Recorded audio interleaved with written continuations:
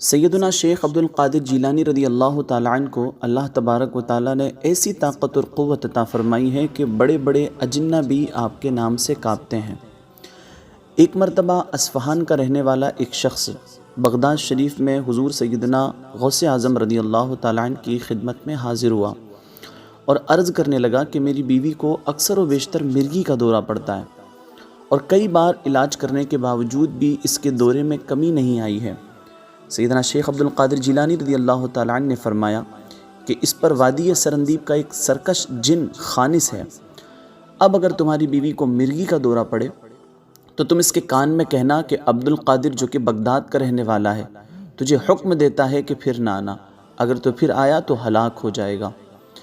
اس شخص نے ایسا ہی کیا کہ جب وہ گھر گیا اور اس کے بعد اس کی بیوی کو مرگی کا معاملات ہوئے تو اس نے یہی کیا اور اس کی بیوی کی مرگی جو ہے وہ دور ہو گئی۔ کتب سیر میں منقول ہے کہ سیدنا شیخ عبد القادر جیلانی رضی اللہ تعالیٰ 40 سال تک بغداد میں مسند نشین رہے، لیکن وہاں کسی کو بھی کبھی بھی مرگی کا دورہ نہ پڑا۔